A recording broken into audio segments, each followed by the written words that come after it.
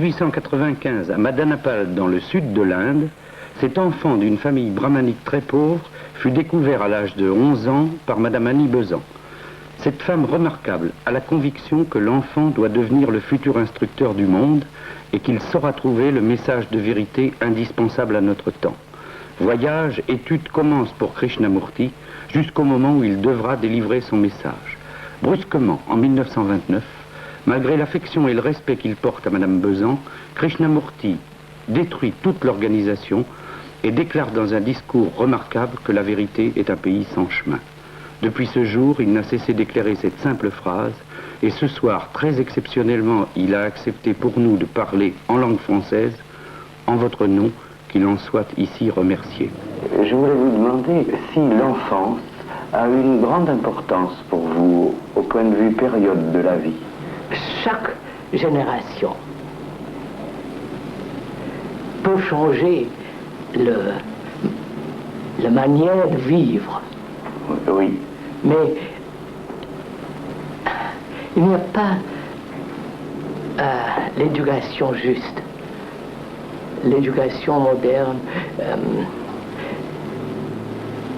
se donne les techniques, pas le développement de l'homme entier. Oui. Et vous dites l'enfance peut changer cela. Chaque génération porte un espoir. Oui, sûrement. Autrement, le monde va continuer comme ça, dans cet état de confusion, de la guerre et tout ça. Oui, ce qui vous frappe et qui vous peine sans doute et qui fait compassion, c'est l'état du monde ou le nôtre. Oh, vous savez, c'est terrible ce qui se passe dans le monde. Comment est-ce que vous l'appréhendez vous-même, ce monde, tel qu'il est aujourd'hui? Tel qu'il est, ce que nous avons créé tout ça, nous. Nous sommes responsables. Responsables pour tout ça. Et nous sommes vraiment responsables. N'est-ce pas?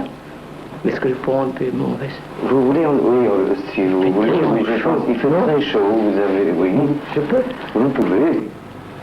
Mais je veux dire, est-ce que, si j'étais enfant et que je vous demandais, par exemple, de me dire un peu qui vous êtes? Vous savez, aux Indes, mes parents étaient brahmanes, très pauvres. Mais dans la tradition brahmanique, il y a toujours cette idée de l'éducation. Vous savez, être éduqué. Oui. De connaissance. Transmettre. Oui. Vous dites on pour ne pas dire je crois. Pourquoi cette forme? C'est plus simple. C'est plus simple de... Vous n'aimez pas dire je? Non, je n'aime pas dire moi, vous savez. Oui. Est-ce que vous pouvez m'expliquer un peu cela? Vous savez, cette idée de moi, ça donne l'importance à la personnalité. Oui. Alors ça m'a dégoûté. C'est cela. Et alors vous dites on ou il. C'est ça. C'est une forme de soumission ou de... Non. Mais ne pas dire je. Non, si ça pousse, raison très simple. Oui. Ne pas dire moi, la personne. Oui. Vous avez donc vous-même cassé avec les institutions, les formes et tout ce qui pouvait être mensonger. Oui, mensonger, oui, c'est ça. Je trouve qu'il y avait une très belle anecdote que vous racontiez de l'homme et du diable. Est-ce que vous voulez me la raconter? Un jour, le diable et son ami marchaient dans le trottoir. Et ils ont vu un homme devant eux. Et il ramassait quelque chose par terre. Oui. Et le regardait enchanté. Et vous savez, tellement heureux. Il le mettait dans sa poche. Et l'ami de diable demandait qu'est-ce qu'il a ramassé. Il a dit une portion de la vérité. Alors, l'ami dit, c'est très mal pour vous. Alors, si c'est la vérité, c'est mauvais pour vous. Alors, le diable dit, non, pas du tout. Je veux l'aider de l'organiser. Ah, c'est ça. Cet homme ne pourra pas s'empêcher d'organiser la vérité. Et je vais l'aider à l'organiser. Vous savez, toutes les religions sont basées sur ça. Organiser, de faire obéir, de conditionner les gens. Oui. Et vous trouvez que c'est le danger? Ce n'est pas la religion, ça. Vous savez, les hindous sont conditionnés. Les catholiques sont conditionnés. Et tout le monde sont conditionnés. Selon leur habitude. Leur habitude. Oui. Leur convention, leur religion. Voilà, tout. Il n'y a pas de liberté dans ce conditionnement. Et la recherche est celle de la liberté. Et la bonne conduite. Se bien conduire, c'est une nécessité. Une nécessité. Mais quand il y a ce conditionnement, les hindous, les musulmans, les chrétiens, tout ça, se diviser les hommes. Oui, les hommes sont plusieurs, ils ne sont pas unifiés. Unifiés, c'est ça. Oui. Si je comprenais ce que vous voulez dire, l'homme est le même aussi partout. L'homme, normalement. Est-ce que vous croyez cela? Oui.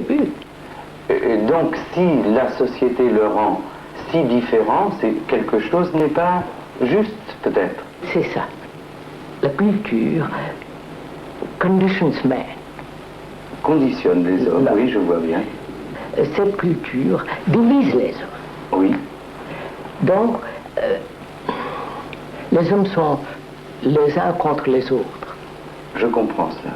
Comme la nationalité divise les hommes, comme allemand, français, anglais, hindou, musulman, tout ça. La culture aussi. Aussi. Oui. Quand il y a la division, il y a lutte, il y a... Oui, conflit. Violence et tout ça. Pour cette raison, est-ce qu'il ne faut pas déconditionner les gens? C'est ça. Vous cherchez à atteindre une liberté qui soit telle que l'homme soit plus libre. Libre et dans cette liberté, cultiver la bonne conduite. C'est ça. Cultiver la conduite qu'il faut avoir. Ouais. Et qu'est-ce qu'elle est, cette bonne conduite, pour vous? D'aimer. C'est l'amour. Vous savez, ce mot, c'est pas... C'est un mot trop vague. Trop vague et tellement abusé. Oui. Mais qu'est-ce qu'on peut dire de plus précis qu'aimer? Peut-être considérer, faire attention. Faire attention, oui. L'attention semble avoir une part énorme dans votre pensée. Oui. Vous dites quelquefois, justement, que c'est parce qu'on ne sait pas faire attention ou voir d'une manière nouvelle qu'on n'atteint pas la vérité. Ça, c'est ça. Est-ce que vous voyez comme une parabole ou presque un conte ou des images qui peuvent faire comprendre ça? Non, ça c'est... Non. Les images, non. Les symboles, les images, ce sont des ombres. L'ombre n'est pas la vérité. Voilà. Et risque même de fausser la vérité. Vous ne voulez pas parler en parabole? Parabole, non. Vous savez, la bonne conduite de l'homme est tellement complexe. Oui.